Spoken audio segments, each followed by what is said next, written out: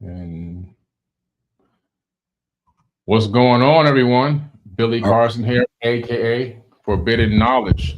I all have my right. good friend and best-selling author, soon to be Roderick Martin in the house.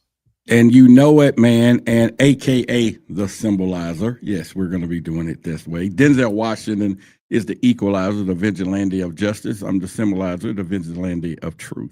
Yes. Oh yeah, absolutely.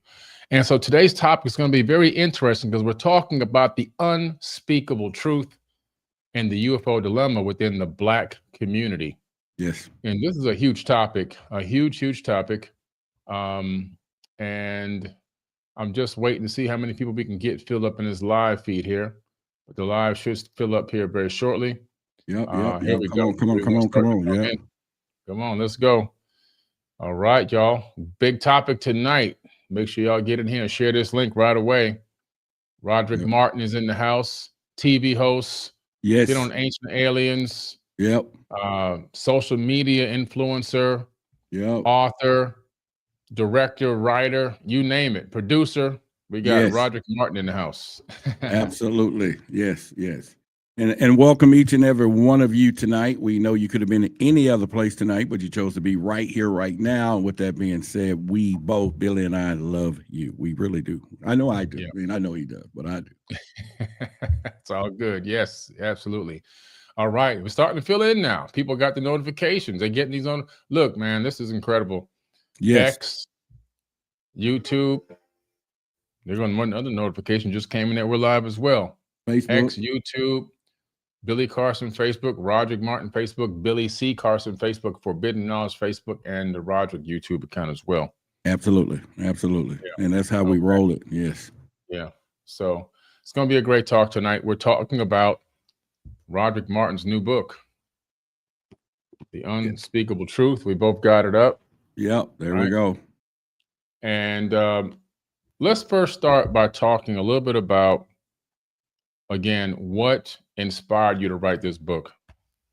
Well, I think, not think as far as what inspired, when you start thinking about being a African American UFO investigator and trying to talk to people within my community about a subject that quickly became one of those things that people just don't talk about. They just didn't. And I was like, why? I was trying to figure it out. Maybe people just afraid. And then I started noticing it was just more of a deeper thing, and when you especially come in our community and people are like, well, my grandmother, I saw her last night. We can believe in ghosts. We can believe in spirits. We can believe, but it was something about this UFO and then the origins of this became a distant star within itself. And I was like, you know what, let's start doing some psychological investigations first.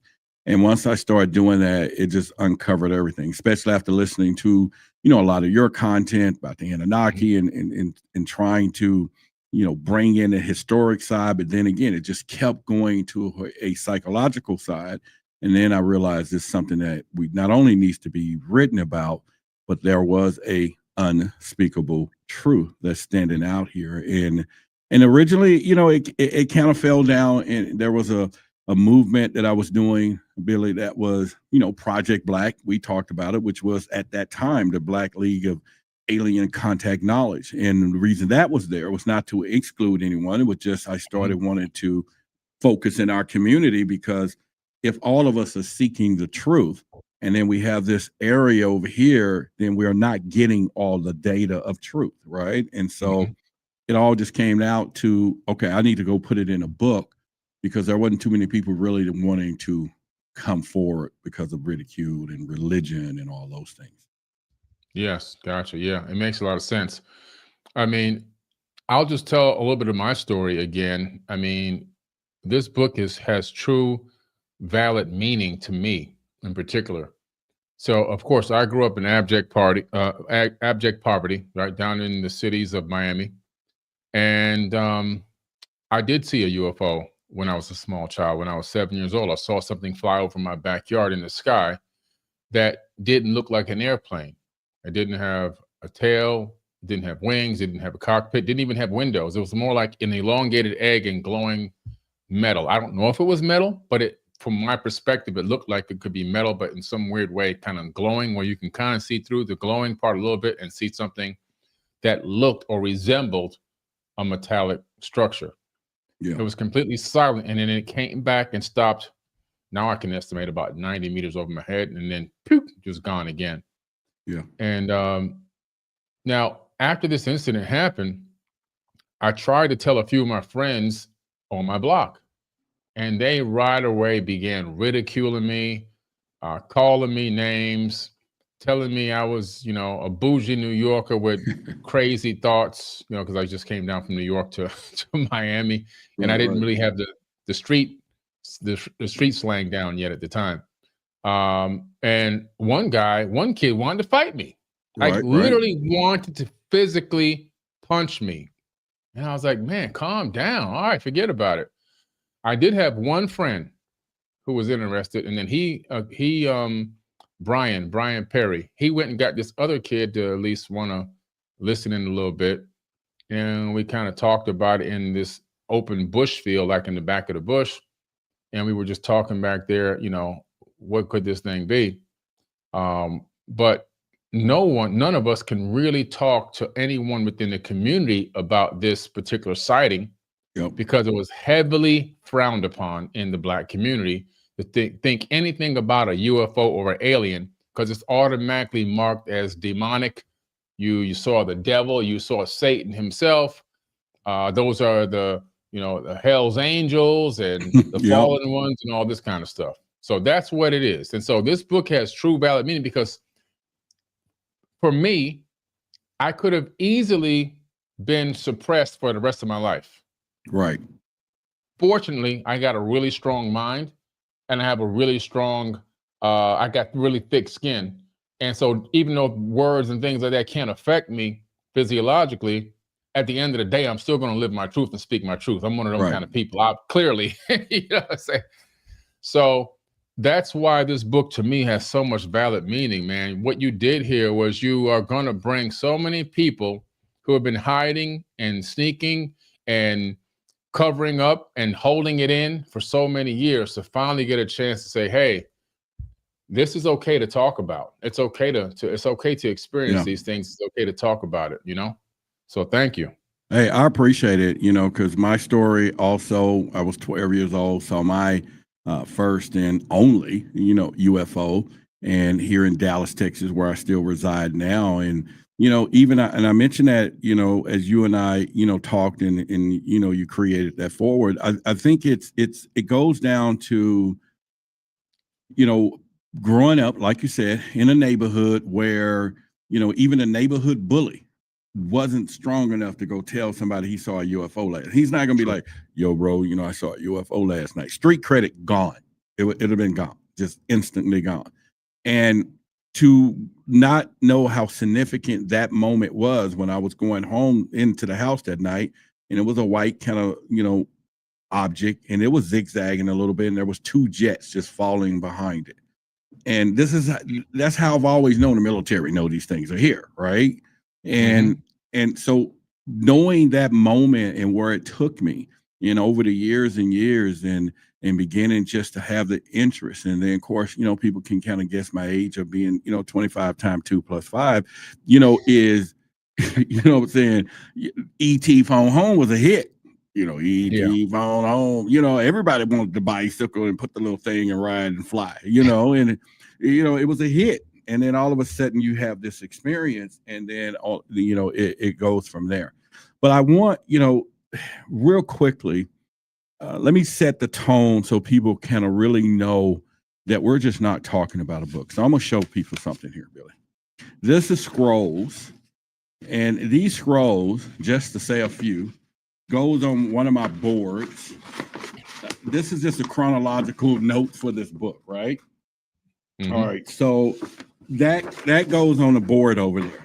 And then in here, this is two years of research, and every chapter is researched, every single chapter, and it took years to go through to write.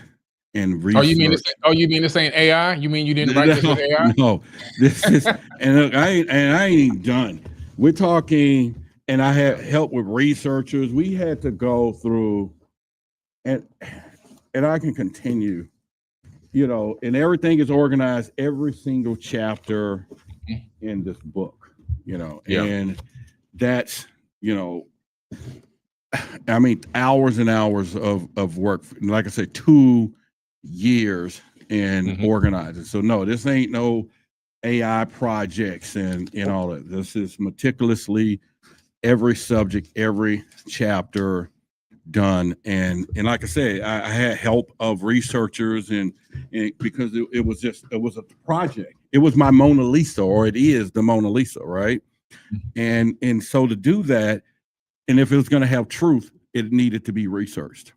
Yeah. And that was the key behind it. So I just want people to kind of know, that every part of this and just whatever they find from it, whatever they get from it, whatever it inspire anyone to begin to just tell someone, because we have to talk about this. We have to.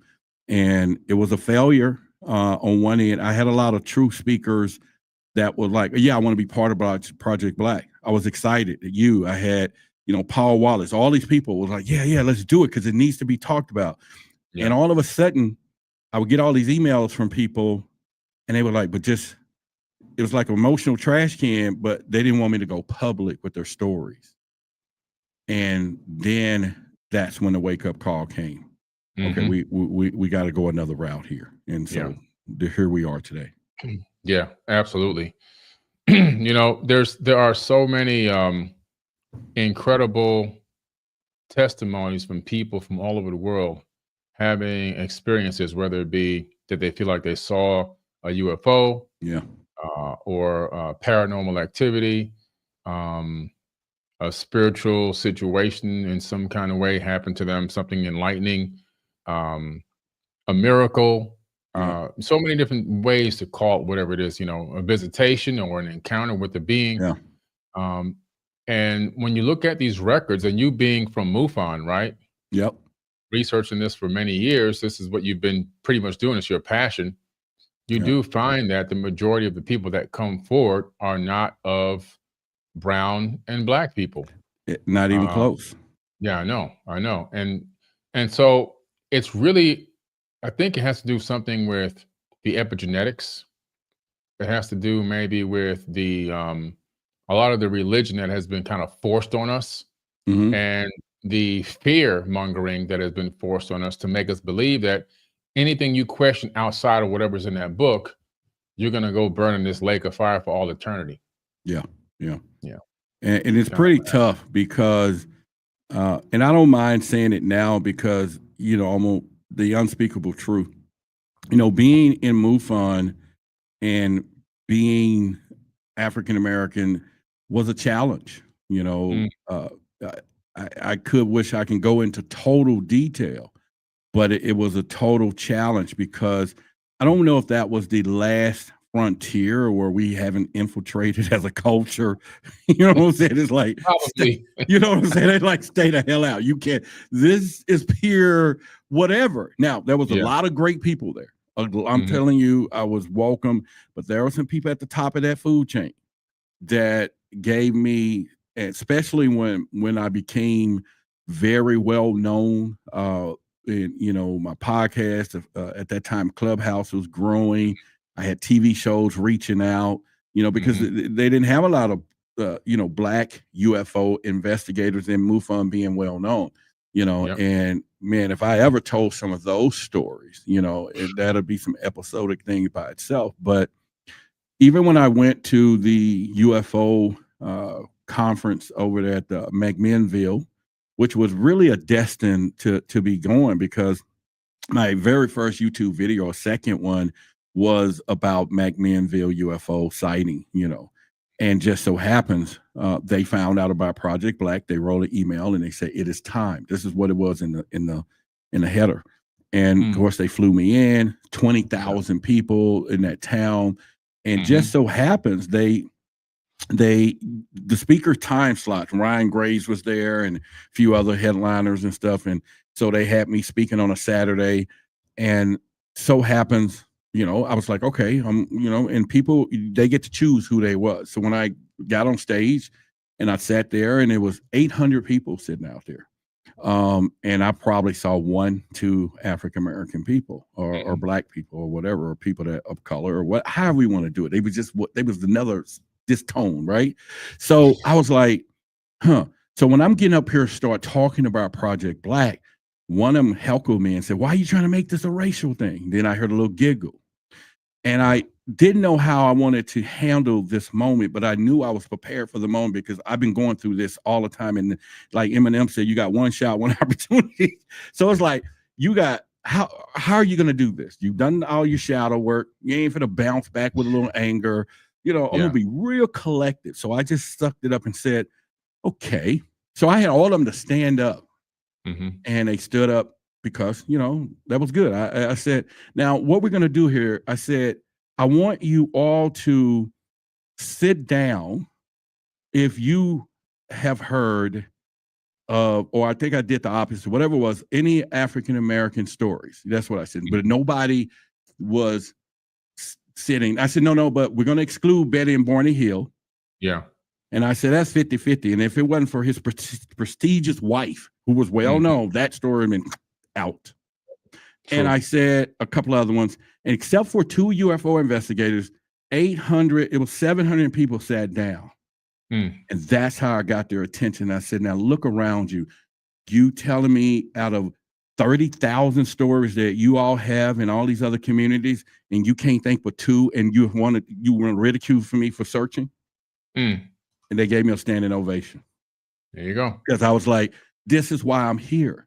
Because in my community, I can't find the stories. It's not there, and it's not fair for us to say, okay. And so there we go. So the research was on, and then that's when the discovery of why, because not what was happening, why. And that's when you just said religion, and man, there's just so much stronghold that we have that we just can't. And you got some strong people that will tell each other where the bodies are buried, but they will not discuss in the bed that there was an orb or something came and abducted one of them last night. Right, exactly. And that's what we're here to dispel. So this book, Unspeakable Truth, is not about racism. It's not about saying that all UFO experiences are all Black. No, it's not a racist thing at all. It's an awakening book. It's a freeing book. It's going to allow a lot of people of color that have been suppressed, that have been afraid, that have been completely horrified to even speak up and speak out, like I was in the very beginning for many years, to realize it's okay. Yep. This 380-page book, it goes into in-depth detail, and it goes into a lot of ancient civilization information and talk, which I love. I absolutely love that. And it brings everything to the current day, and it lets us know that these things have been going on for a very long time, so don't be afraid anymore. Speak your truth. Embrace the experience, okay? I'm going to read the foreword. I wrote the foreword to this book. I'm going to read the foreword to y'all here live on this live tonight. By the way, I'm going to drop the link in the live chat again. Oh, and by the way, I didn't tell you, but if the domain unspeakabletruth.com forwards to that Amazon. There may be some easier to, if you want to write that down or, use it, the unspeakabletruth.com. It'll go to the Unspeakable Truth. Yeah. Okay, beautiful. The unspeakabletruth.com. You can be dropping the link as well. Okay. I've been dropping the link in the live chat also. Excuse me, but I wrote the foreword to this book because I believed in this message so strongly. Because I grew up in the era, I'm reading from the real book, by the way. Yes. I grew up in the era of it takes a village to raise a child. And my street was one large community.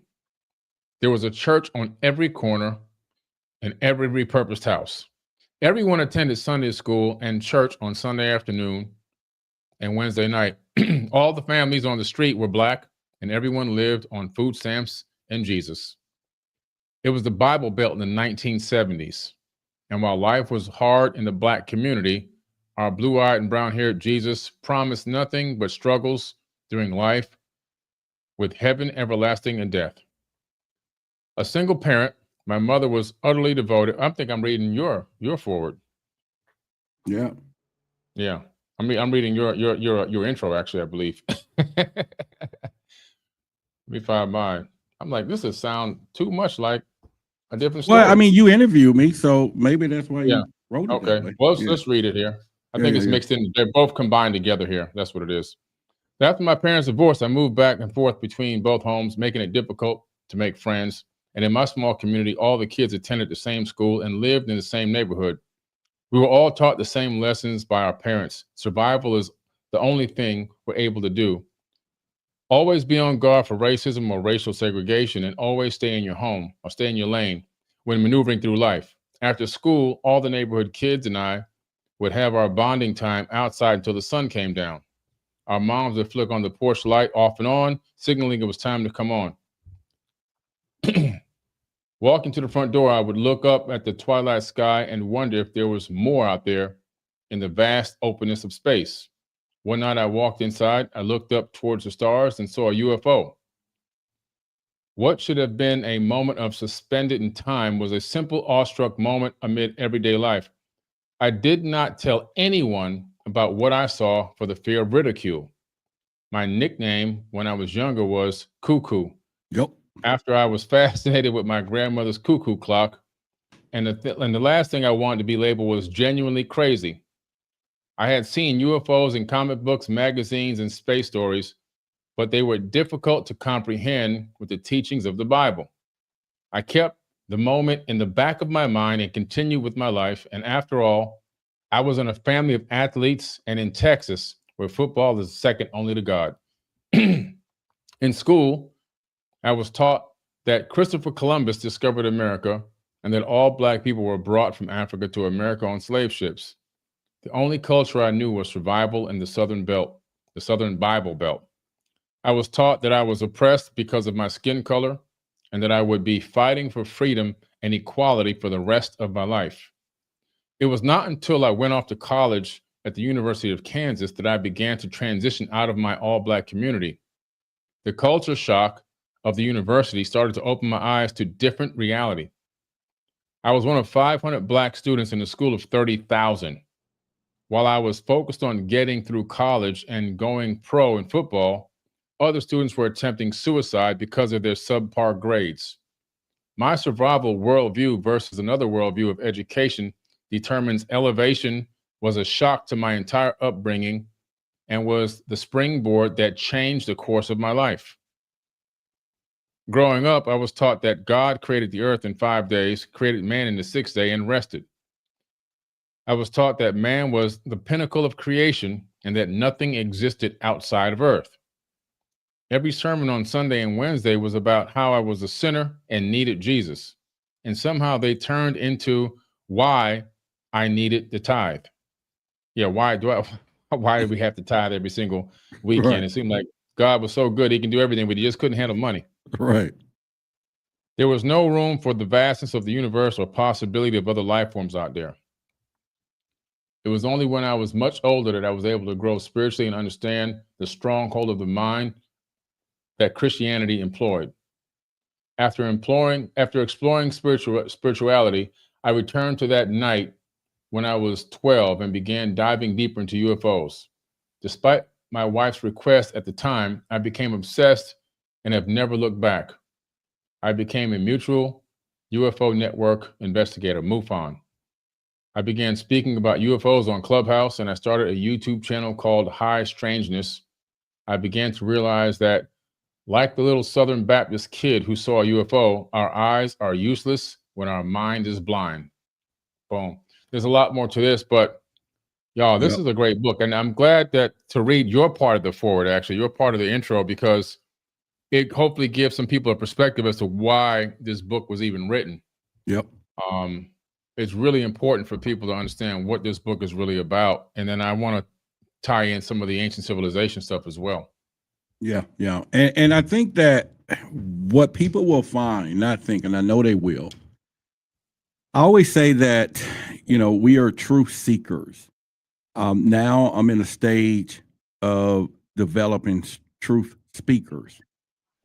because there's enough people seeking the truth. And those people are still quiet. I don't know why we search to be quiet, but at this time, hope the inspiration of giving, because this is not just a story. This is going to be some research material. In fact, I remember calling you and distinctively, you was like, yeah, you got to go down that road of ancient civilization. You got to go down this road up here. But the most part was where I was cautioned at the beginning was, am I attacking the Bible, right? Or Christianity? Let me go there first. And I had to realize that the Bible was written, and it's probably one of the most selling books of all time, but it's the word of God, but it has more revisions than I do. You know what I'm saying? Right. So it's like, how's the word of God revised so many times, Yeah. And printed in so many different ways. And so at that point, then I said, okay, there could be two things true at one time. Okay. And from there, it opened up the doors to, like I said, the research and, all the way down from ancient cultures to the mythology of the serpent wisdom. And it's a never ending story. It really is. But it's a fascinating story that I think that any and all of us should journey, because it's not just the fact of not knowing what you should know. It's also knowing who you are. And I think the biggest scam of it all was, and I've said it many times, what the Christian Bible and stuff taught me they taught me faith. All right, I know I'm going to tear some people up with this one, but what I came to the conclusion was faith was the problem. And I didn't say belief. I said faith. Faith was always having me to put everything in the hands of this invisible whatever, no matter what it was. I had to have faith that this individual was going to not only give me everything I want, was going to make sure I didn't burn. It was just soulless that it just blinded me from looking within the God in myself. Yeah. And I was like, no, we got to go there. We got to go there, because now, once again, you have faith in you, but it was the faith in that mythical story that had been changed over and over and over. The story that 26 religions had the same person in it, born version. It's like, are you kidding me? Yeah. It's like, it was a copy. Everybody just copied it. And it's like, whoa, right? And so that'll send you on a journey by itself. Oh, yeah. And just take you down a crazy rabbit hole. That's for a fact. Then you got all the different versions of this biblical text that was written in all different time frames. Some came out earlier, some came out later. It's all a hodgepodge of remixes, mostly designed and worded to benefit men, not women. Women are oppressed. Women are suppressed. Women are tortured and everything else. They're enslaved. They're winches and they're raped and everything else, and it's all okay. While men have the ability to dominate other men, put their boot on other men's necks, take from other men, take women, and do whatever the heck they want to do with them, marry them when as young as they want them to be married, to them, and have multiple women at once and all this. And so it's really all designed by an egotistical man that wanted to be able to control a lot of other men, but also do whatever he wanted to do with women and suppress them and hold down the divine feminine. So, in my opinion, that's what it's really all about. And you talk about this a lot. And I think people, if we begin, and I always say, your eyes are useless when your mind is blind. And think about it. Just think about the Anunnaki story or the Nephilim, the giants, and they found the women of men beautiful. I don't know about these women out here, and you all are beautiful, but I don't know how many of y'all just walked up and wanted to mate with this giant, whatever. So you think they took it or that was given? You get what I'm saying? Because this whole forced on them. It was forced on them. It was forced on them, and so but they want to make it look like it was just the origin of our being, and all we had to do was to accept it. And once we accepted it, they rolled with it. And it's kind of like slavery. The first person got hit with the whip, fought. The second one fought. The third one said, just don't hit me. I'll do it. And now we got 400 years. That's it. Simple as that. Simple as that. Simple as Yeah. that. Yeah. Yeah. Facts. Let's talk about some of the ancient civilization context in here. Okay. I know that you're touching on ancient civilizations in the book significantly. Which chapter do you want? I'll pull my notes out too. I mean, so pull them up here now. Yeah. Mm-hmm. Let's see here. Oops. Oops. Okay, here we go. So you really start going into, I mean, you do a great job of really touching on a little bit of everything. What chapter you're looking at right now? I'm looking at part 1, the forgotten inhabitants, advanced knowledge, the single alignments of megaliths. Oh yeah. You're really going to a lot of good stuff here, man. Yeah, a lot of times, and I'm going to try to bring it down for a second because I like to add the humor to it. When you start thinking about megaliths and all of these things, it's like clues that was left behind. Yeah. And symbols. And this is why I got into symbolism, because it wasn't really language back then. Everything was symbolic. Everything was written, drawn to be left behind for us to remember. This is why they wipe out things like crazy. But megaliths and alignment and where all these things was placed and how this stuff was strategically put everywhere also should drive people to a deeper understanding to question everything. You know, you got to question everything because it's like, how did this get here? We can't do it today. We can't build some of these things, or they're aligned with the right star constellations. And then, of course, that took us to the Dogon tribe in the book. You know, all of the stuff that, and it ties into our community, our culture. You know, how is it that this indigenous and non-technical hosting tribe have knowledge that changed the entire galaxy that we know of here today, right? But yet then there's no credit for that. It's all scientists. Worse than somebody just popping up on the island and asking whoever the blind one, actually, I forget his name, was blind, and he told them what they needed to know. Yeah. But yet there's no credit, there's no book. But you researchers is there because someone left it there, and for others them to read so they can use and say that they discover it. But anyway, it goes back to these megaliths and pyramids and all of these things. Some people just look at, okay, here's a pyramid of Giza, the Giza pyramid or whatever, and that's beautiful, it's big, and okay, it's sitting right under a star. Man, there's a lot more underneath that bad boy.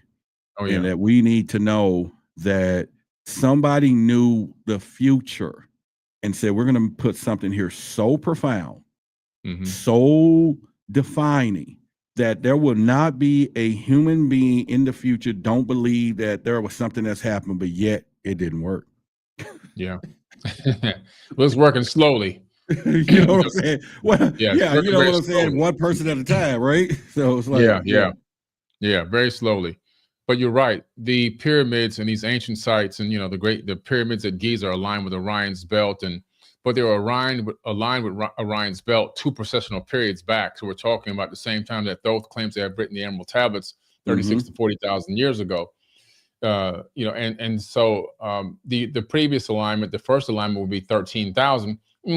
Ice Age, Younger Dryas, not the perfect time to build a pyramid complex at Giza, because especially since the area was completely flooded. And Dr. Robert Schoch proved that already. He's a geologist and a scientist. So we have to go back another processional period or so, and then we get to a perfect point in time where these things can be built. But you're right. These things are time capsules of knowledge.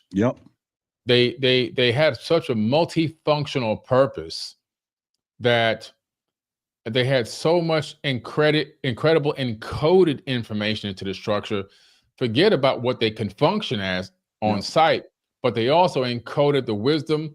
They encoded the inner solar system alignments down to the astronomical unit into the Giza Plateau.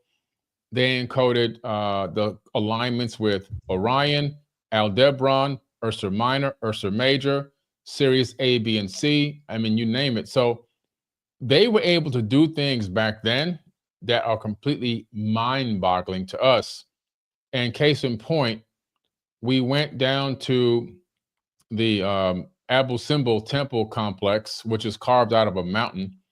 They wanted to build a dam over there for the people out there to redirect the water and do irrigation and all this. They promised the people there that it wouldn't flood their homes out, and they flooded out the Nubians, and they knew that it was going to flood the Nubians out. The Nubians had to move and had nowhere to go. But what they did was they moved Abu Simbel up the mountain and recarved it into the side of a mountain again. So they tried to replace the structure, but they were off about 4.5 degrees in the alignment. Now, with all the quote unquote modern technology that we have today, they had to cut this thing into pieces and glue it back together. And then they couldn't get the alignment perfect. So when the solstice happened, it couldn't illuminate the god Ra in the back of the temple. It was actually off. So the sun would, on the solstice, illuminates a little bit to the left.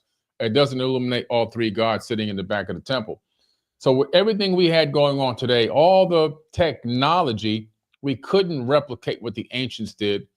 And again, to me, it points to the fact that we definitely have the enough evidence surrounding us that we were visited in the ancient past by advanced beings, as was stated by our own ancestors. It wasn't like we're making this up or coming in with a hypothesis. It's the ancestors that are saying this.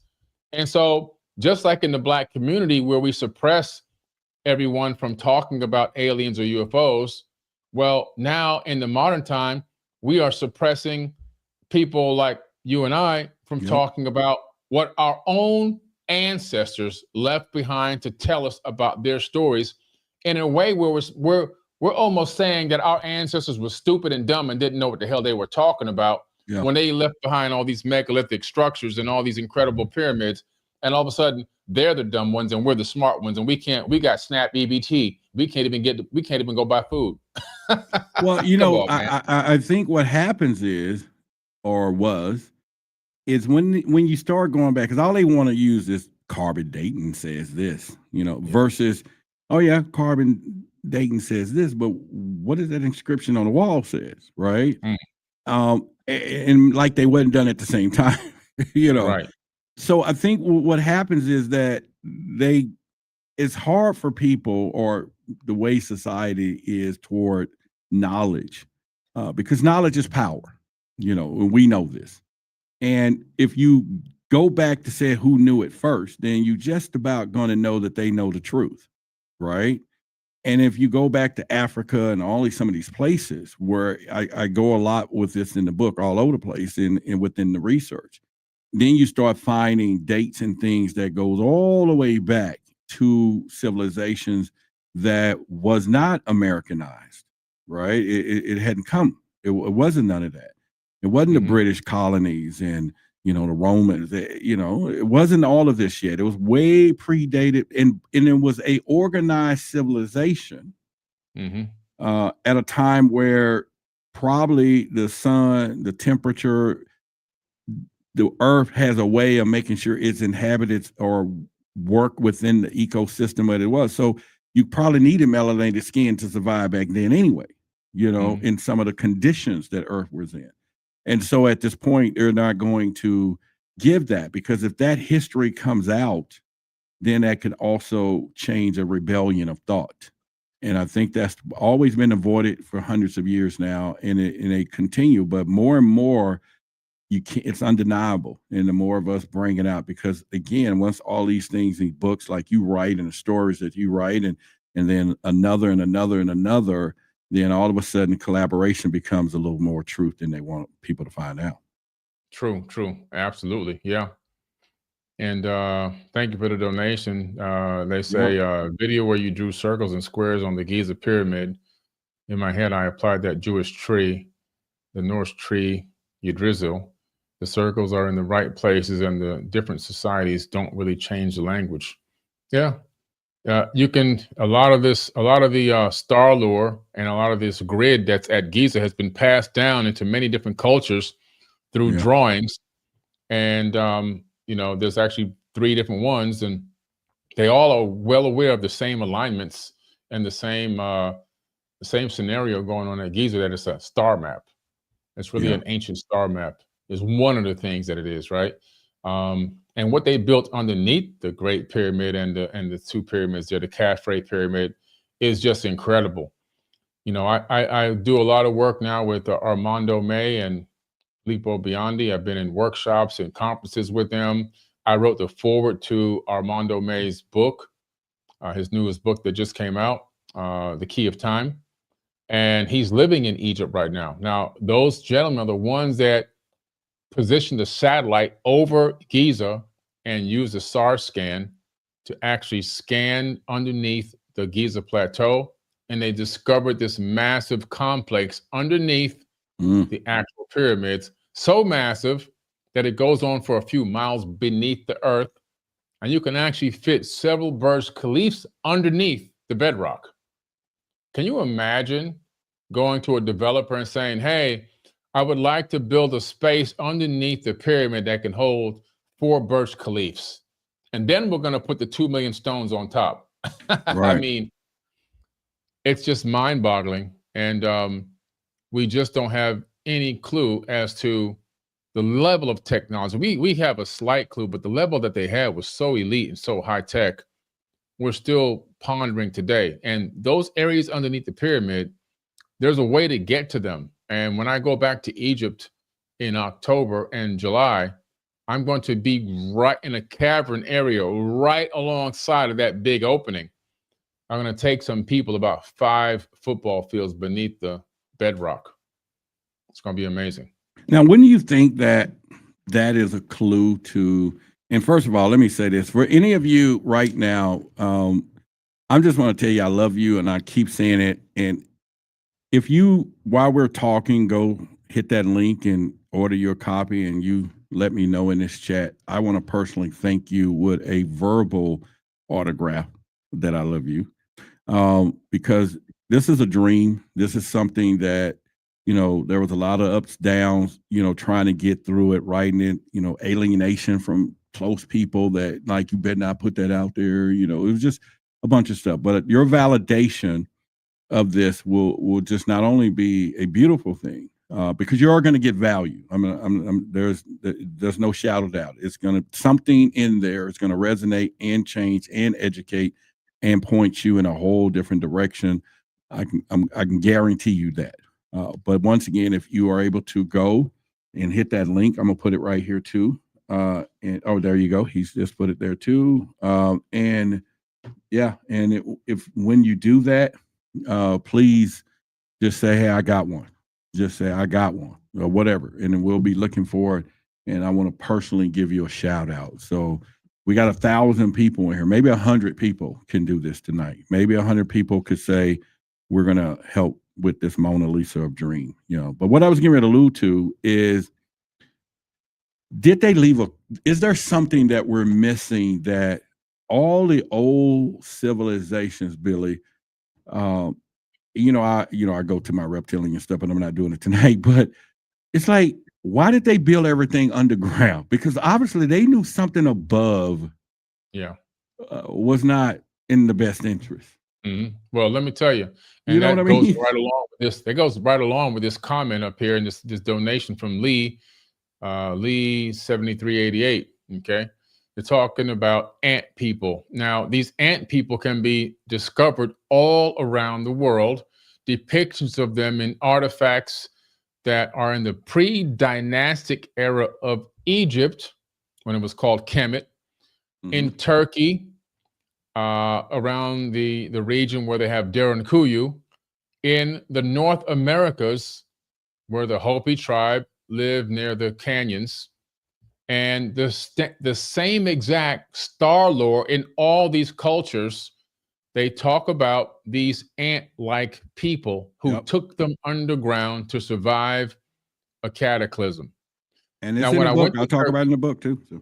You do? Yeah. Okay. Phenomenal. I'm glad you did. And I take people to Turkey every year. I'm going back again this year, taking people to Turkey again, to Derinkuyu. I'm going to tell you something about Derinkuyu that hardly anybody knows. Most people know about Derinkuyu as being this underground area where we can, goes down 12 stories beneath the earth. Up to 30,000 people survived down there at one point in time. it was reused many, many times after the first original purpose. You can see that some type of a high-tech tool was used to carve this. They have security doors that roll with one hand, massive stones that can roll with one hand, but seal yourself from the inside, locking out any intruder from the outside. And they had layers of protection going backwards in case those doors were penetrated somehow, that they can still go further back and keep sealing off and sealing off. And then let's say somebody penetrated the entire thing. It got through every single stone door miraculously. Well, guess what? They weren't stuck there. This is what a lot of people don't know. Have you ever seen the TV series on Apple TV called Silo? Oh, that's a great one. That is a great one, man. Yes. Yeah. Okay. Silo is a copy of Darren Kuyu. They took the story of Darren Kuyu. There are literally in that one area dozens of Darren Kuyus that nobody has access to. I do. And at the deepest level, there's a tunnel going across and connecting to another underground city. And at the deepest level of that one, there's another tunnel connecting to another underground city. And again, and again, and again. And then outside of that area, there's hundreds of them. And they're all interconnected with underground tunnels. We're talking about underground civilization, forget an underground city, that can literally hold hundreds of thousands, if not millions of people underground. Over 14,000 ventilation shafts, bringing air to the deepest levels with a built-in air conditioning, air circulation system in each one. This is mind-boggling, and it's so megalithic, it should be at the top of the news, but hardly anyone knows it exists. Hey, it'll attack that.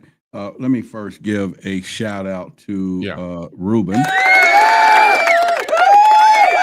Thank you, Ruben. We got 99 more to go, but Ruben started the chain reaction of purchasing the book. Y'all give him the courage and the thank you and the love for going there and posting. Ruben, I appreciate you. You're my hero already. Thank you, Ruben. We appreciate you. Yeah, and I think that, like you were saying, the technology, well, you know what? Let's not use that word, because I don't know where the word came from for us to be saying what we think this is technology, right?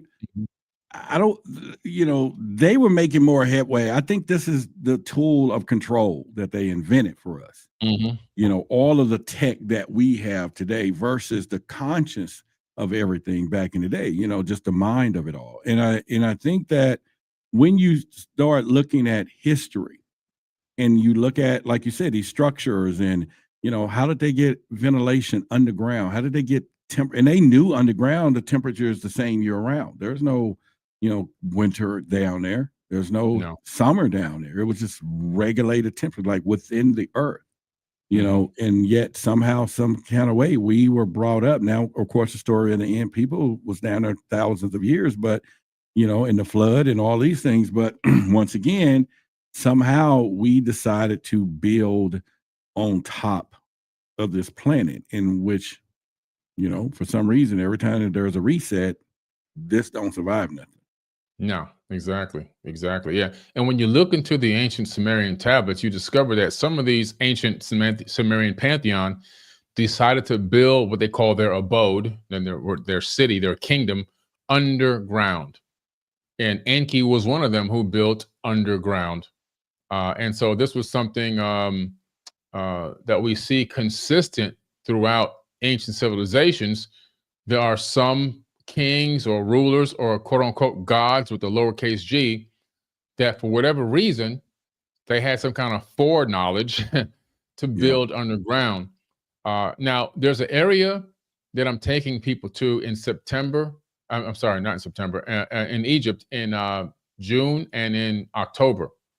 Egypt tour. I'm doing 2 next year. You're doing 2? 2 in 1 year. There's an area that I'm taking people to underground. This place is so massive under there, hardly anybody knows this place even exists. It has 3,000 rooms underground. And that's where we're going in 2026, June and October. Well, I have a disclaimer for that, though. I got a disclaimer. But first of all, I got to give Victoria a virtual sign. Thank you, and much love to you, Victoria. Here, let me sign that with love. All right. So yeah, and that's 2. We got 98 to go. To get to that 100 goal. And when you see bestseller, you know you did it. We did it. But I want to go to those pyramids and all that. And but the reality for me, when I start looking at how they're going down the walls, I'm not greasing those sides to get down in it. Right. Obviously, they didn't have the type of nutrition and food that I've eaten, because my past life probably went going down there, but for some reason, maybe that was another way to block the truth, because I ain't, man, them walls is like this. And when I be seeing y'all walking down through all that stuff and all that, I'm like, there's no freaking way. I'm just not made for human. It's not made for any human. I mean, I'm 6'4", 215 pounds. It's tough, right? Right. And you know, at my size and my height and the width of my shoulders, I know people when people see me on the video, like on YouTube or TV, they have a different perception of my size until they see me in person. Yeah. Oh yeah. He's way up there, and you know what I'm saying. He's up there, like up there, so he can fit down through those. I'm not. I'm just telling him. We got another book. Thank y'all again. We own something now. We got 397. Those 3 people are some lovely people tonight. Let me sign it for you. And again, we're here so you guys can support this bestseller, The Unspeakable Truth, and please make sure we do that. Also, though, I will say this, though, if y'all cannot, and it's just a shift a little bit, I'm going to make a pyramid in Dallas January 24th. Billy is coming down. So first time ever in Dallas. So make sure y'all come down if you're going to be in Dallas or live in Dallas, know somewhere in Houston nearby. Drive up. We have an event. He's going to start 2026 off. It's the Knowledge Beyond Reality event, you know, sponsored by Truth versus Authority. So Billy is coming down to Dallas. He don't never come down here. And I had to persuade him that I'm going to build a pyramid. So we're going to put some boxes together and we're going to paint it, and he's going to slide through to come into the meeting to do the speaking and lecture. I'm telling you, I'm going to make it happen. I'm getting with the team. We're going to build a pyramid entrance, and he's going to be in Dallas. So if y'all in Dallas, you want to come, make sure you come in. The website is truthversusauthority.org. He's coming to Dallas. But anyway, and we'll talk about that a little later. You ain't never been to Dallas speaking anyway, right? No, I haven't been to Dallas and speak. I've been to Dallas, but not to speak. So I'm excited to come to Dallas for the very first time and speak in Dallas. I've been in Texas for podcasts. I did Joe Rogan in Texas. I went to those twin brothers. I forget their podcast now. I went to them. I went to Alex Ferrari at Next Level Soul in Texas. I filmed on the Travel Channel an entire series of American Mystery in Texas. In Austin, Texas. I've been there for podcasts and TV shows. I did a show for the Discovery Channel in Texas. But I haven't been there for any kind of conference and lecture where I'm actually meeting the people, you know. Well, there Sean you go. Ryan show. I did Sean Ryan in Texas. Yeah, thank you. Shout out to Shadow Heat 1. So yeah, I've been in Texas quite a bit for a lot of podcasts, you know. Well, there we go. So he's coming, and we are going to do a VIP dinner that we only have like 20 people can do that. This is where we're going to do like a King Arthur round table like thing. And Billy's going to be there, and we're all just going to have a little dinner together and chill that night after that event too. So if you all want to, you know, see how tall he really is up close, you know, you can't. Hey, listen, I just want them to show up and come and have a great time, because we are doing something special. And I'm going to put the link for y'all in here because the VIP is limited, very limited. So I just want to make sure, just in case one of y'all decide, y'all do that. And then we're going to do a book signing. And although he's not going to overshadow what I'm doing, but he's going to bring a new book to Dallas that he's done, that you're going to get I think y'all will be one of the first signatures they can get, right? Of that year. Oh, and give NBA a shout out for the book. All right, there we go. And so we will NBA, appreciate it. So if y'all in Texas and y'all are there, you make sure y'all come. You know, it's kind of explain to them my theory of the 101 in your words. I think 101, and that's how many people we want there. We want this to be intimate. the new beginning, the numerology, and all that. What are your thoughts? And how can we take that back to some ancient knowledge? You know? Yeah, well, we're talking about the 101. So, you know, it's a real ancient term that we utilize now today. There's another one here, Roderick, Oh, that we is utilize that now one? There we today. go, right there. There you Thank go. you. Thank you. Rashad, that's my guy. Rod Yeah. Bell. Thank you. Yeah, yeah, Appreciate you. yeah. All right. And thank you for the donation as well. Yeah. So that term, that 101, you know how you say, like I have a Facebook page, Quantum Physics 101, Mm-hmm. Mathematics 101. Well, where does this 101 come from? It's an ancient wisdom Yeah. thing that has to deal with knowledge, to do with learning and knowledge and alignment, and getting back to the foundation or the base. And so when we come out there, you know, with this 101 venue, which means 101 people, including myself, will be speaking. I'm in that 101. I'll be the one that's 100. We're going to literally get back to the ancient hand-picked mystery school, where the adept initiates came to learn the deepest level of the ancient mysteries. And I'm going to be speaking on some things in Dallas, Texas that I've never spoke about in any conference or any TV show or any podcast anywhere. It's all going to be brand new information. And I'm looking forward to being there, meeting people, shaking hands, taking photos, signing books, and everything else. It's going to be phenomenal. Okay, so make sure y'all go to truthverseauthority.org. I dropped the link in the live chat. There it is. There it is right there. I just put it on the screen for him. Yes, beautiful. And get your tickets to the event in Texas. First time coming to Texas. It's no better person to do it with than Roderick. So that's it. That's it. And you know, your guy's coming. You know, our guy, Doc B will be here. He's gonna set Christmas in. Yeah, he's coming. Nice. Doc B is coming December the 20th. Okay. And he's gonna do a lecture of sound immersion. Because what we're gonna do, we figure that 101. And then the one is the speaker, like you're the one that day, right? He's the one that day. So he's going to come December the 20th. That'll take us right toward the new year. He's going to decode Christmas. So you will never go another time trying to think Christmas is whatever. Yeah. And then, of course, we're going to do some private there, you know, and I haven't asked you, but Doc B got us making some special cookies for him. So I got the girls with recipes, you know. So I'm like, really? He was like, hey, I gotta have my cookies. So we're gonna have a Doc B for dinner, energy dinner, Doc B recipe style, you know. So I gotta ask you if you want some milk and cookies too. And so, but yeah, he's coming, and then you come in on the 19th, and then man, we just gonna you know, Yaya, Aaron Lyons is coming. Every month somebody's coming to Dallas, and King Simon numerology for love, and you know, Valentine's Day. He's going to be on Valentine's Day. Then you coming again, because it's going to be a 2-part. So see, that ain't never happened, right? So yeah, y'all better get it. But anyway, the VIP stuff is limited, so we just open it up. So if y'all decide to do that, but anybody else buy my book, let me go back and see if I can shout out love. Who's going to do it right now? It is 1,200 people there. All we want is 100. And somebody else did it right here. He said, I just purchased the book, Roger, can't hardly wait. All right, so let's give Gnostic knowledge a hint. Knowledge. There you go. All right. So Gnostic knowledge, appreciate you. And then I'm just scrolling through and making sure how else. While you're doing that, one of the chapters that I really love is the 18th Egyptian Dynasty chapter. Okay. This is one of my favorite chapters in the book because I love the way that you dive into this. Okay. You talk about the first 10 chapters of Genesis summarize the story of real beings who came to earth from the stars. I love the way that you open up there because you're telling the flat out truth and you're deciphering what they don't want us to talk about in this biblical text immediately out the gate in this chapter. This to me I just love this chapter.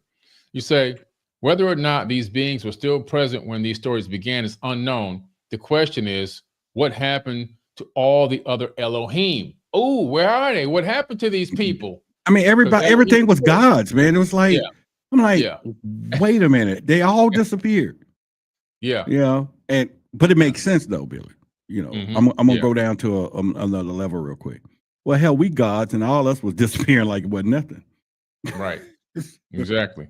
So let's get with it. Go ahead. Here was a story so crazy that it had to be subverted, more like hidden, more like suppressed, because Elohim is plural. not singular. Understanding the importance of the 18th Egyptian dynasty changes how the Old Testament is read. It fundamentally changes the entire story of Yahweh and his people and answers this question. Chapter 10 of Genesis ends with Noah's genealogy, and a chapter later, the story of Abraham begins. But I'm telling you, y'all got to dive into this chapter, the 18th Egyptian dynasty chapter in the Unspeakable Truth. This ain't just about, Roderick sitting here talking about he saw a UFO and he's got enough courage to talk about it. This is some real knowledge. This book is real knowledge. I can make a documentary out of this book. Matter of fact, we need to do that. Let's do it. Let's do it. I think so. I think that is going to happen, and we can make it happen because I'm manifesting it right now. Now, I'm a little different, and you've always told me, but as far as, and sometimes I get a little petty. So hang on, let me put this on the screen. Alan says, "No one important thinks your truth anymore, dude. Sorry, that is the truth." Now, Alan, I don't know you, but I love you. I don't want to meet you, but I do love you. I don't, sometimes I tell, and I don't know if you're talking to Billy or me, but I'm gonna assume since we both here, I'll take my half and I'll take the bigger half. And I think whatever you say is your truth and everything else, but I will say that I do have a lot of haters that come consistently, but I really believe that there are fans. They're just critical. Oh yeah. And you may be just critical today. But I'm gonna send love. I think everybody in his chat, I want y'all right now, tell Alan y'all love him, because whoever's next to him is not giving it to him. Let's tell him. Yeah. Let's tell him we love him because because he needs that. He needs that because this is I don't know why. I don't know if he's attacking you or me, but we're on the same team. Listen, so let's just tell him we love him. It's probably me, but it doesn't matter. Listen. That's I right. just got got back from, for all of us. There we go. We love Alan. I just got back from the Carson Center in Carson, California, on Carson Street, hosted by me, Billy Carson. And that venue holds up to 800 people. I just got back from an incredible. Look at all that love Alan getting. Boy, he's getting a lot of love. He getting that love. That's how we change things, people. I love it. That's how we change it. Yeah, tell them. I love it. Yeah. Everyone there in California was so loving and so happy. I just came back from another event, and I hiked up. Stone Mountain in Georgia. About 800 people hiked up there with me. Everyone was there, hugging, shaking hands, taking pictures. We had a great time. I went to another event hosted by Richard Merritt of Black Magic, Radiohead Rich. 1,200 people there. I signed 1,200 books and took 1,200 photos. And then I went to another event in North Carolina, 2,000 people in the audience, standing ovation, everyone happy, everyone loving, everyone supportive. And I flew from there straight to California, did another event at a former NFL player's house. It's a private, super secret private event with the Black Eyed Peas and spoke there. And then flew straight back to North Carolina to another 2,000. I mean, the people everyone's happy, everyone's sharing, everyone's showing up in person. And I'm looking forward to continuing that trend. And I'm looking forward to booking out the Sphere in Vegas, which is coming soon as well. Hey, man, I think let me make sure we put the other banner up here on the screen for the book, unspeakabletruth.com. Yes, someone said they can go. Yeah, you can go to truthversusauthority.com and download that particular guide. But Alan is getting a lot of love. And, getting a lot of love. Yeah, he's getting a lot of love. And that's what we want, man. We want him to know that we heard you, but you also he needs to come to Egypt with me. I just came back from Egypt with 95 people. I took 95 people to Egypt. He should come to Egypt. Whoa. See, that's the whole point. I'm coming, but I think I'm gonna wait outside. Be like, there's a lot of stuff you can do there, man. Yeah, I'm gonna wait outside, and then we can kind of well, I'll just wait outside. But the whole tour is not crawling inside of pyramid shafts. That's just only a couple of days. Video y'all don't show nothing else. I'll be down off in there, and I'll be like, man, I ain't seeing none of that. Just that day, they just shake and. That's too many. We show that because those videos get the most oomph and get people want to I'm sign sorry up. to tell you, bro. I know everybody else is gonna be all cool with it, but unlike in these other countries, when the cave there and the whole world's going in there to save y'all, save the people. When they find out you forbidden knowledge just crashed off in there, ain't nobody coming down there but me. You know what I'm saying? They ain't gonna rally the world talking about let's get all the best cave dwellers and go save Billy and all the crew. You know what I'm saying? Now I'll be there, but I don't know. I'm just telling you, the world ain't. That's just too much knowledge. They like, hell, we got a whole story covered up now. Let's leave it there. Yeah. I don't know, but I don't know. It's all good. Oh crap! Oh, that's you doing that. This is our red I carpet thought I dinner. pushed something by mistake. Okay, good. I got it. This is our red carpet dinner at the Temple of Chief, the Temple of Hebjetsit back there. Okay. To my right. You're right. We have every year we have a red carpet dinner over the with buffet. entertainment. Everyone's dressed up beautiful. Yes. This is me just panning around. We have chefs. We have great food. It's great fun. And this is a super VIP. It's very hard to do this. And we got it done. Yeah. Ain't nobody my size going in that pyramid in there. You didn't see that. I ain't see nobody. I mean, I'm big for my age, but I'm cool. No, we have Big Quinn. Big Quinn did everything over there. He went into the pyramid. He went down off in there. He did. He went down into the bent pyramid. Yeah. Oh, okay. He did it. He damn sure did. I mean, I love me some me. I'm not saying it as a negative sense. I'm just saying there are some things protocol you just don't want to. You just don't have to experience. I'm good. I'll take the photos. But anyway, y'all get the book though. Unspeakable Truth. This is my pyramid. Let's go inside the pyramid of knowledge there because I'm putting it up here now. Absolutely, get the book.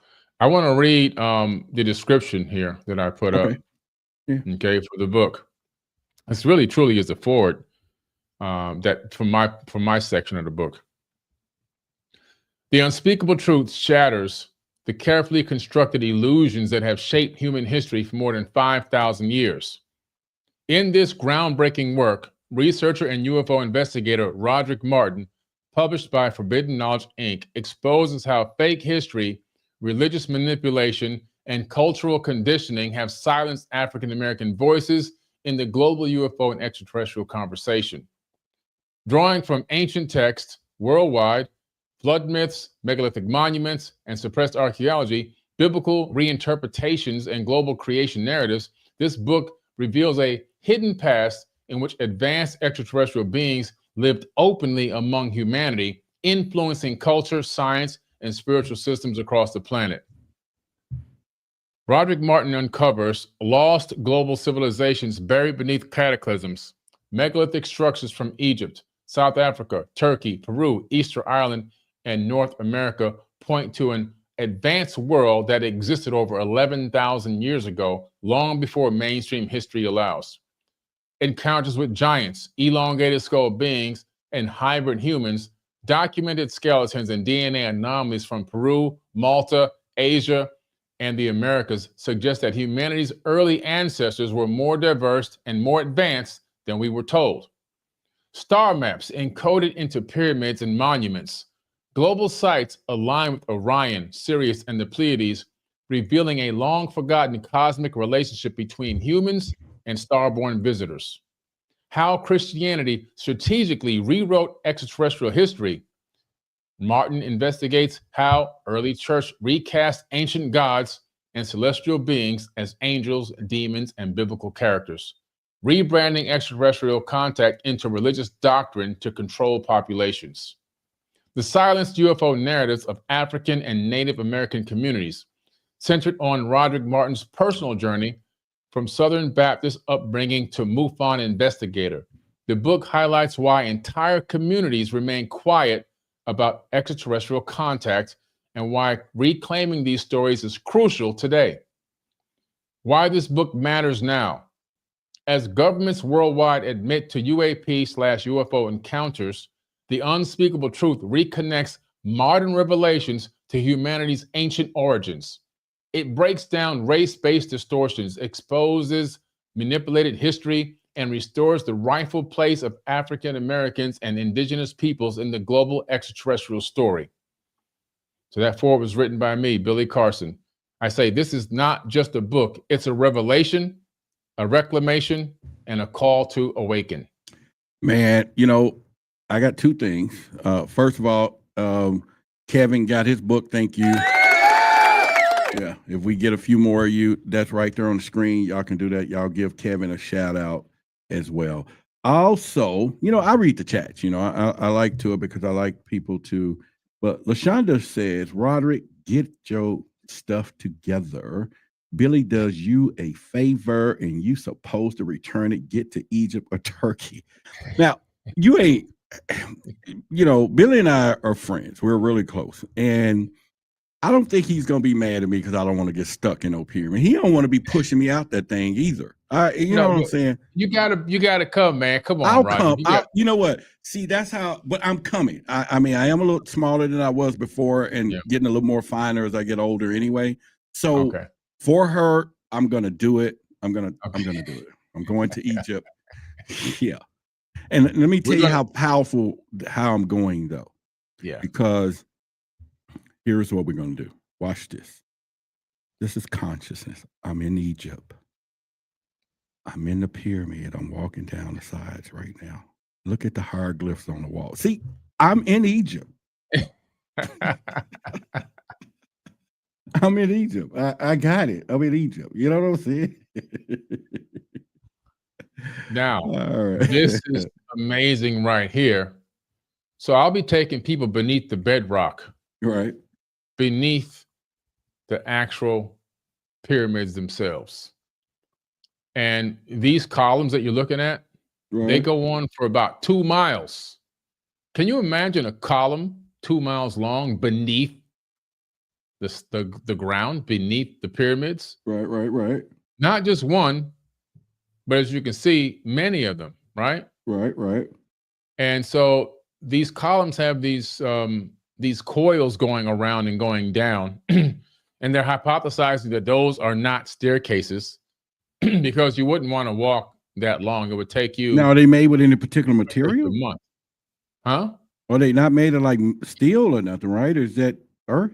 They are made of some type of a solid material, most likely some type of a solid stone, the way that the vibration came back. They cannot analyze the exact type of stone yet, but they're waiting till I think next summer to try to get a sample to be able to figure out what the exact material is. But there's a LiDAR scan as well that was done, which shows energy moving around down there. And you see those boxes at the bottom of the columns? Yeah. Now, those are a few miles down. Each one of those boxes can hold about 64,000 humans. Just to give you an idea of how big that is. You can fit several Burj Khalifas down there under the bedrock. We're talking about a massive expansive area, and I'm taking people to an underground area that connects to hundreds of underground tunnels that go on for hundreds of miles. They're so large that the archaeologists that discovered them call them avenues. That's what we're going to go see down there. I'll be talking about this when I come to Texas. I'll be bringing more diagrams, more information, and we're going to really dive deep into some of these underground cities that exist throughout the region. That's it. Because everything in Texas is big, y'all. And bring it on. Anyway, first of all, who in the chat lives near Dallas? Anybody near driving distance to Dallas? Put in your if you drive distance to Dallas, just put in the chat so we just kind of know who you are. But because I'm excited, man. I'm excited to get you here, have you here, and then just kind of do some stuff. Someone else said they want to come. There's reasons people cannot reside underground now. All right, me, Bailey says she's near Europe. Yeah, Manifesting Destiny. Miss Ether, she ordered the book too. Let me make sure I don't let that go by. Here you go. All right. Miss Esther. All right. Other people. Oh, somebody in DeSoto. That's right up the street. Somebody else is in Texas. Yeah, y'all. I'm telling y'all come. If he ain't been here, we ain't gonna tie him up and keep him here. But y'all come and, and actually y'all can come to our, what we call C4s. We do that every month too, which is, C4s is my new thing, and it stands for Conspiracy and Conscious Convergence Community. So we're trying to bring them together. So we just do that. Those are free. You just come and just chill out with us, But anyway, there are some people in Dallas. Anyone else? In Roy City, that's not far. Oh, girl, you right down, yeah. Victoria, I know. She right down the street there.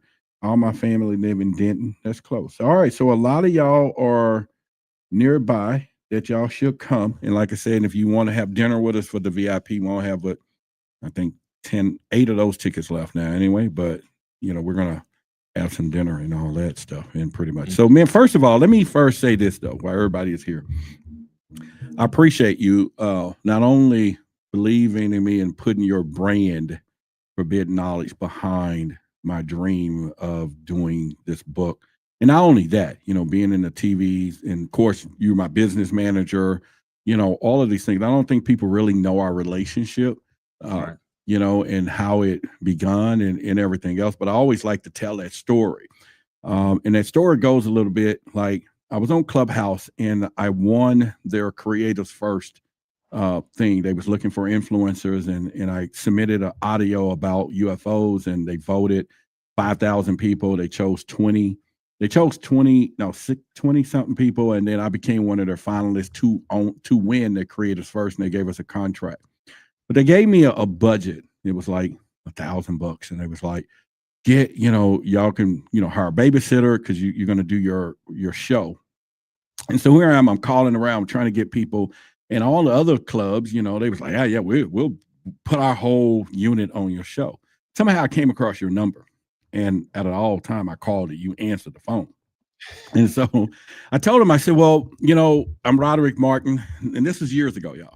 And so I told him what I was up against. And the first thing I spilled the beans, I said, I'm black and this is a problem. And right then he was like, keep talking. And then so I also said, I got $1,000, right? And I said, I got $1,000, and that's my budget, and that's all I have. And he said, $1,000. So that's the flinch, right? I'm going, damn, that ain't enough. He said, man, I ain't gonna take your damn money. I'll do it. He's like, man, I'm not gonna take your money. He was like, I'll do it, because I was like $1,000. He's like, no, I'm not taking your money. Yeah. He was like, what is it? And ever since then, the rest was history. I remember the time you called me to do the TV series thing, and you said, oh yes, X amount of dollars. So I said, I'm like, oh, I don't have it, but I'll come up with it. He said, here you go again. I'm paying you those thousands of dollers. I was like, Scooby-Doo. Right, I was paying you that money. He said, I'm paying you that money. I'm trying to see how I can come up with it. But either way, now it's all history, but the relationship is there. But anyway, I appreciate you putting the brand of Forbidden Knowledge in your name, your reputation, your name on the cover of this work, and it just says a lot, because he gets people all the time want him to publish their stuff and all this stuff, and just to understand that. So once again, I'll give him a shout out. All of y'all just put some in the chat to Billy, and because everybody don't have to do that. Everybody don't have to give those opportunities in life and everything else. So y'all, you deserve it, brother. You put the work in. I always respect when people put the work in, put the grind in, take the risk. I mean, I can't reach out and help everyone that has done as much work or research as you have, but for whatever reason, our paths crossed at the right time in the right place. And I saw definitely the value in you. I saw the value that you had, that you bring to the world, and I wanted to make sure that whatever I can do to help you get to the next level, I would do it, Well, hey, I appreciate it. He's not doing it, but he's done it, and I think that's one of those things from there. And all I need now this is where my part, all I need is all of you. We need 80 more copies to be bestseller. I don't mind asking for help. Shit, I learned that lesson long. That ego is gone. Now I ain't gonna be on the corner "we'll work for food" sign, but hey, listen, this is not just us, but this gets the word out. This gets the tag of bestseller in a category, an area, and a topic that has been suppressed and everything else. And it's a message to say, hey, we want to hear this. We need this unspeakable truth. And so for those of you, I know a few of you already bought it already. And of course, I'm going to thank those. Someone else just put right here. Let's see. They said, I just bought your book. All right, let's go there. All right. All right. So we got 1,300. That's a good number, by the way. 1,300 is a good number. And I know out of that 13 of you right now would buy this book right now. It's just my day, man. So I hope they all not getting offended. It's just my day, you know. No, listen, this is your day. This is your time. We're talking about The Unspeakable Truth, your book, which is an amazing piece of work. I like how it connects all the ancient civilizations. I like how, on page 73, it goes into the Sumerian kings list, Old Babylonian, and you go through the names, right? So you go through Alulim, Alagar, Enem Luana, all these incredible people from the Sumerian kings list. There you go. There you go. Right lived for thousands of years and ruled for thousands of years. And then you have the Genesis genealogy, the Genesis, which the Genesis is the generations of Isis, the Genesis, and then you have the Chaldean account of Genesis. You have those people there as well. This book is a lot. You put a lot of work into this, man. This is really incredible. Then you go to putting everything together. Chapter 6 and 7, the book of Enoch, tell how the Nephilim, or the race of giants, came to be. The angels, aka the Watchers, saw the women and children of men and lusted after them. There were 200 angels that joined together in a pact to start families with human women. Enoch 6:6. The leader angel, Semjaza, decided that he was going to find a wife and start a family. He did not want the other two angels to get in trouble. Now, let me ask you a question for a friend. Do you happen to know any angels that can have sex and get people pregnant? I thought these were supposed to be mystical beings, spiritual beings. They seem like they got a lot of flesh going on. A lot of people don't understand that we're sexual compatible with those. Yeah. And when they begin to believe that, the truth of that, then we don't have the denial of when people ask the question, well, is that the case? What do they look like? And then you have to stop and say, well, and how come I don't see them? Well, maybe because we look like them. Is that a possibility? It's no different than Justin. People walking up, man, Billy, you look just like Justin. You got two choices. You can say, yeah, he's a good looking son, or you can correct him. No, he looks like me. I made him. Right. you get what I'm saying? But either way, they got to figure that point out. Right. So I think that people don't understand that if they are mating with us and they are crossbreeding, and this is when we get the story of angels and the hybrids, and it just goes on and on. Now we maybe can figure out that some descendants of these things are still walking around. Oh, yeah. They're still walking around right now today for sure. Yeah. There's no doubt in my mind. There's no doubt about it. Yeah. And in some way, we're all we all have genetic There touch. we go. There we go. That's right. All of us have a genetic touch of these people. They're known as the Anuna. They're known as the Anunnaki. They're known as the Nentiru. They're known as the Space Brothers. Depending on what region of the planet you're on, they all have different names. In the biblical text, they say that they're the Anak, A-N-A-K, and that we were grasshoppers in their sight. There's so many references to these massive beings all around the world, no matter where you go. And I've been around the world now 23 times. And these beings are huge. Well, were huge and were massive at one point. They began to shrink as they began to mate. So the next generation after generation started getting smaller as they were mating with human women. And they talk a lot about these human women and dropping their seed in them. I mean, some of it reads like soft porn and some of these tablets. Yeah. But you know what? I just don't, I think people don't realize when they read that, I don't know how many, it's just like this again, how, and like the subtitle says, it's really long because I wanted to make a point, how fake history, Christianity, and self-oppression rob African Americans of their voice in the modern UFO revelations. And I remember the first cover I made, it had this horn dude on there. You was like, dude, hang on, let's give thanks, sir. I am not gonna try that name for the book. Y'all, if anybody watch my shows, y'all know I've always told y'all over here I got a virtual grammar box over here, and I got a virtual letterbox. If I misspell anything, you can go in there. But that right there is a setup. That name. That's Necher Bakken Hiru. Okay. Well, I mean, I'm not against it. I love it from the book, but that would have been if I was to sit up here, my grammar box, y'all know, if you ever watch my show, you get unlimited access to it. Use it. Your conscious work, because if I say banana and you hear banana, then your ego will make you go in there and correct me, but your consciousness will understand it already. But that right there, I would have butchered in conscious too. I would have been like, no, I don't know. But yeah, so I think people don't really understand that, again, and that's why I always bring in a little humor in this, because sometimes it is serious, but we do take it a lot serious. But, I just don't know. I don't know what woman saw the giant and be like, okay, give me that. But at the same time, you get what I mean. I'm like, really?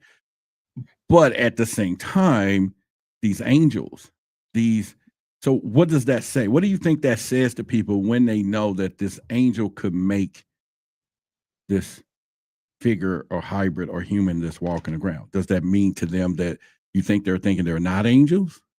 Or what do you think they're thinking now when that truth hit them? Thought that they were some way holy because they had advanced knowledge. Yeah. So anytime a less advanced civilization interacts with a more advanced civilization, the less advanced civilization will deify them. Case in point, if beings came here today, let's say that 3-Eye Atlas they decided they were going to take a little bit of a U-turn in December and come hang out with us, right? Right. And they came down and everything they did seemed like magic. They didn't even look like they had technology, but they could just seem like they were thinking and things were happening and things were moving. And we would most people would automatically believe it was the second coming and that God came back and Jesus came back with his warriors. Some people would drop down on their knees right away and start begging for forgiveness. That's an absolute fact. But why is that? Because these people would have the appearance of godlike powers, but maybe they just understand how to utilize and bend space and time. Maybe they understood how to utilize spirituality and combine it with technology. And now we can't even detect that they're wearing and utilizing technology because it looks like magic to us. Yeah. And they call those cargo cults, you see? And so that's what's happened in the ancient past. Earth right now, today in 2025, being that 85% of people are religious, is a gigantic cargo cult. We are all praying to aliens and we don't even want to admit it because all the beings that we're praying to, no matter what religion you're in, claim to not be from Earth. There's not one being that says, yes, I was born here and this is where I originate. They're all from somewhere else, whether another dimension, outside of this area. And so the definition in Webster's dictionary of an alien is someone not from here or someone from another country. Those are the two things you get from Webster's dictionary. So by definition, everyone, including Christians and everyone else, is praying to aliens. And so when you read some of the text and you find out that these aliens or these angels wanted to go to battle with us, they would put on their breastplates and their armor. Angels got to wear armor. They would get out their weapons. Oh, yeah. Weapons. They taught us, Hazazel taught human beings how to make a sword. And then they would actually go to battle and start slicing and dicing with us. So, and then of course, mate with us and have children and everything else. So we're clearly, without a doubt, talking about people. In Sodom and Gomorrah, angels were down there getting down and dirty. Okay? They were down and dirty. They were getting in, they were having orgies and everything else. So clearly, take the fog off your eyes. We're talking about people. We're talking about flesh and blood people, not some multidimensional being. We're talking about people that had earthly flesh pleasures just as much as any other one of us, or they were extra super freaky. Yeah. But they were also brutal and warlike. They loved going to battle, and they had advanced technology according to the ancient text.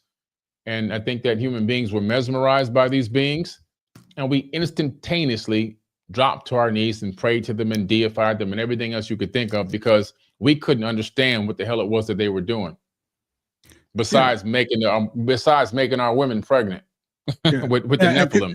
I don't think they can imagine. So I'll give them kind of I like storytelling. So just imagine me and you rolling through the galaxy, me and you.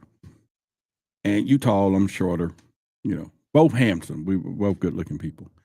And we pull up on a planet like Earth. And because they so used to just looking up to the stars, they never seen nothing come out of there and all this. And then we come down with the flames and all that. And then the ancient stories start. They must be gods. Now we got two choices here. And I'm going to be the petting one. And you're going to be like, hey, I'm just the man. That's what you tell it. Hey, I'm just a man. And they find that you good looking. You just a man, but he's just a man. I'm just from the stars. I want to show y'all how to grow corn. And they looking at me, talk about, you're a god. You can have all of this. I'm taking it. You know what I'm saying? And I would be like, I'm a god. Even though I am, but you get what I'm saying. It's like all of y'all say I'm a god. All of you. Okay, all of you. Come and get this god. So you would think that these extraterrestrials who were very intelligent sit here and they thought less of us anyway. They knew that we didn't have the capability at that time of reason and the way we see things. And so they took advantage of us. And now history changed. And so from barbaric acts to just straight out, probably just, I ain't going to use that strong word, but they just took it. They took everything. Yeah. They took it. They snatched it. And which also taught humans how to be the same way when they went into indigenous countries to take things. That stuff was taught. It was taught to us. It was taught to us. And that's where all that came from. Absolutely, no doubt. In the Epic of Atrahasis, which is in the British Museum, there's an account of the Ijiji coming from Mars down to Earth to a place in Africa called Adam's Calendar. Right. And they went there to go to war against Enki and Lil and Anu because of the workload that they were being put under. They were demanding relief and they weren't getting any relief. Right. And they were complaining that they didn't have any women on Mars. And so they almost went to battle in the Epic of Atrahasis, and Enki came up with an idea to take the existing being, which was our cousins on this planet, and tinker with its DNA, add their essence to it, and get it to bear the load of the gods. Exact phrase it says in the Epic of Atrahasis. Now, what was his sister's name? Ninhursag? Yeah, Enki's sister. Enki's sister, yeah. Yeah, Enki's sister, I believe. Because I think she's the one who said what you seek is already Ninma. here. I'm sorry, Ninma. Yeah. Because wasn't she the creator of whatever? But she was like telling him what you're seeking is already here, so to speak. Let's edit a DNA. Yeah. Yes, correct. Yeah. Let's give a shout out. We have another book sale here. Let me go back to Amazing. Yeah, I know. I'm just excited. I had him scrolled up, but if I missed you, charge it to the mind, not the heart, y'all. But I am searching back because you deserve your recognition. You deserve the love. And I don't know. I just saw him. Let me scroll back. If I missed you, anyone purchased the book and we did not give you your props, please repost that we did this, and so I can make sure that we did that. Okay. All right. I don't see him, but I thought I had it, but there's a lot of chats that went through and everything else. So Billy, I know, we'll stay here a little longer, just a little bit, because I appreciate your time and all that stuff. So is there anything in particular that when we start talking about this, and this is me asking you a question, when we think about the history, and let's move into modern day today, where would people need those dots connected in your own words to where what is happening in society today that people see but they can't really interpret is a direct impact from what happened to us in ancient civilizations? Is there anything that just come to mind? Oh, absolutely. The government control system and the money, the financial matrix and the government matrix, those two things are super ancient. And we're still underneath that same boot till this very day. The fiat currency system was designed all the way back thousands of years ago. And how do we know this? There are hundreds of stone tablet IOUs in the British Museum, hundreds of them, where they took a stone tablet. Well, originally it was clay before it turned to stone, and a cuneiform stylus to wedge into it, cuneiform IOU for whatever it was. And so if a person was bringing wheat to exchange for a lamb, and the lamb was in shortage, they would cut a half of a lamb and give you an IOU stone tablet saying you can come back later and get another half of a lamb at a later date. And then when you came back for the other half of the lamb, there was still a big run on lamb. So now that IOU is only worth a quarter of a lamb instead of a full lamb. Now you have evidence of inflation, because for the 2 satchels of wheat, instead of getting a full lamb in exchange, you only got 3/4 of a lamb. Right. The other quarter, that's the inflation quarter. So you don't get that. You'll never get it. And so we found these tablets, these IOUs. So they installed this monetary system thousands of years ago, backed by nothing but air, conscious, supply and demand and conscious thought. And then the government system, the bicameral Congress, was installed thousands of years ago in ancient Sumeria.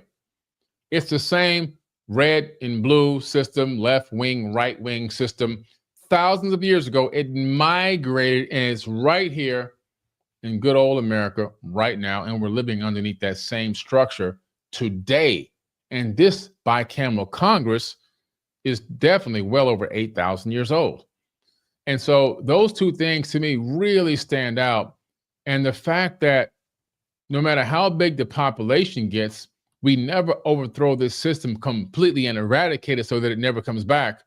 We have to find a way as a civilization to put an end to the financial matrix and to put a complete and utter end to the governmental matrix if we want to get to a golden age. Yeah, I don't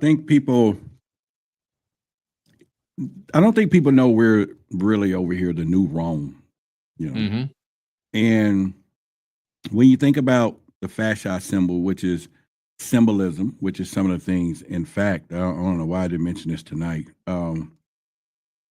Brother Yosef, you'll get to meet him. He's going to come here when you get here in Dallas. Him and I is doing a webinar tomorrow, 3 to 6. And we're doing it online. We're talking about sigils and symbolism, and teaching people how to activate those things, because I think it's important people understand that you need to incorporate this for protection and things. And where I'm going with this, if you go to our government today and you go to the Speaker of the House and you see these 2 fasci symbols, and a lot of people, we use them for our community because for collaboration, the symbolism of that. But they don't understand that in that visual picture, they got their symbols saying that they're on the same side. It's only us who look at, like you said, the blue and red, that we think there is a disagreement between 2. But at the top, they're on the same side. Oh yeah. And it's kind of like and I make mention this all the time when we talk about disclosure, and people are like, well, there's disclosure. And I say, people, the game of disclosure ain't gonna never go away. I don't care what y'all say. I'm not saying that we don't get further on with the UFO truth, but if there are 10 doors and we use the Freedom of Information Act to want to know, and we can tell them we know there's something between 1, 2, and 3 door, they're not going to tell us 4, 5, and 6, 7, 8, 9, 10 doors. They're not going to tell us that. And people think that they're going to tell us. And then we follow these politicians who are going down congressional hearings and the American people need to know the truth about UFOs. People, they took an oath for the corporation, the business corporation for the United States. And all they got to do is pull them to the side and say, shut up, or national security, corporation security, your job is on the line. And they'll come out and tell us, oh, we got to get to the truth. And it's the game that they don't know. And that goes back from ancient to where you say now, and it's just to keep us divided by all means necessary. And we fall for it, though. That's the problem. They can do it with the UFO. They can do it with religion.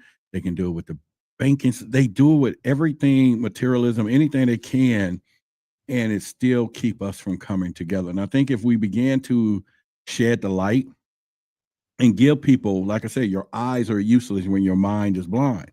I don't give a damn what you see. If your mind is blind, your eyes lying to you. Mm-hmm. It is lying all the way to you. Because there are so many people walking around, Billy, like, I believe if I see it. Really? That's the greatest thing they can do is to manipulate what we see. Yep. That's the first thing they manipulate. Yeah. It's like, that's your philosophy of life. Yeah. You know, I'm like, It's the absolute first thing they manipulate is what you see. yeah. So I just Yeah. think it's time for us to understand that it's like the name of my podcast is Truth versus Authority, and it's the rebellion, and we rebel against anything that just because it's authority that it has to be truth, and when truth is the authority, now we move it that authority is the mind. You got to fight the mind. Mm-hmm. That war and what they're doing there and everything within here, that is the most valuable asset. That's why they invented MK Ultra. That's why everything is designed to cause anxiety, all these things, but it comes from mind and that visual stuff, you know. Yeah, absolutely, no doubt. Man, No I want to doubt. thank you, you know, for just being on here again tonight and let everybody just kind of know, you know, what's going on. And I'm just going to reiterate, if you just joined us, because we do have a few more hundred people there. You know, Billy's going to be in Dallas. I just got to keep harping that, guys, because I'm proud to make the call and say, hey, you got to come to Dallas. So Dallas, Texas, for a live event, small, intimate, and an intimate VIP dinner, where just I'm talking 15 or 20 of us talking, talk to him in person. Go ahead and get to ask some of those questions and everything else. And you know, y'all come. And like I said, we don't have a few tickets for that, but you know, you deserve it. You all deserve to go in 2026 with the new set of eyes in the mind. And he, like he said, he's going to give you something you never seen before. And then, you know, of course, Doc B and all these other people. But the website is there, truthversusauthority.org. You'll see the list of events, but make sure you book to come and then get the VIP area. Anything we want to sell them, because I don't know how many books we've got, but I will say for all of you who found it in your heart, and I'm going to do like one of those commercials who says less than, you know, 50 cents a day. Maybe break it smaller. But I don't know. Let me just break the price down. But less than 30 cents a day, you were able to not only get the knowledge, but bless the dream of what we're going for. And yeah, let me divide that up. All right. So that's less than 93 cents a day than what you spend on a cup of coffee this month. Just 93 measly cents. If I divide that by 4, you know, I like to break it down. That's 23 cents a week. Mm-hmm. Not even a quarter. If I'm worth a quarter, the knowledge is worth a quarter, your blessing, and you're blessed with the quarter too, a week, then get the book, because it's going to be worth millions and everything else. And I have this last dream. I don't have any grandkids. My daughter's not having children. One of them is not, and the other one don't want any. And I've been told 4 times by different people reading my conscious record, this is my last time here. So for some reason, for over the years, I wanted to make an impact. Then I said, I can live forever, Bill. I said, I can live forever. Mm-hmm. And I was like, make you a YouTube channel so your videos live forever, but write a book so that when anybody come along 100 years from now, they know you, they know your thoughts. Yeah. So this is my bi-karma, whatever you want to call it, immortality. Yeah. This is where it is. Yeah, I love it, man. I love it. You did a great job. Mm-hmm. Congratulations. This book is phenomenal. I love the book. I've been going through it and reading the pages, reading the chapters. It's great. It's just phenomenal. Really good work, man. Well researched. Well researched. I love that it's pre-AI. Oh my God. Yeah. So I'll show in the beginning that 1,000 people or more. This is just one. When I was doing the research, and me and the researchers too, this is just a little sample of a timeline for this book was on one of the boards. Okay. Mm-hmm. This scroll, this is when we knew how we was going to research the different chapters. And then from there, this is a chapter. This is all the research for chapter 17, chapter 10, chapter 9, chapter 16.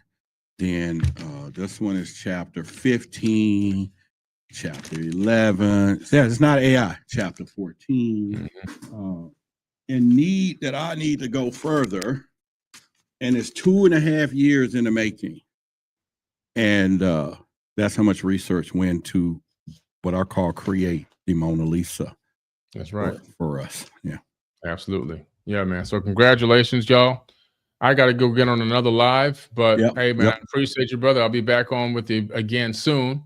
We're going to keep talking about the contents of this book, Ancient Civilizations, Aliens, UFOs, and spirituality, and everything else in between.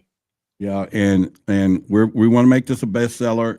And if we back on here Tuesday and I'm now crying, y'all, that means we're not close enough. I'll be like the devil. Man. I'll be like the devil. I'll be like, I saw him once over there crying, and we're like, "Why are you crying?" He's like, "Everybody blaming everything on me." All right. I love y'all. Love y'all. We'll see y'all another time. Love y'all.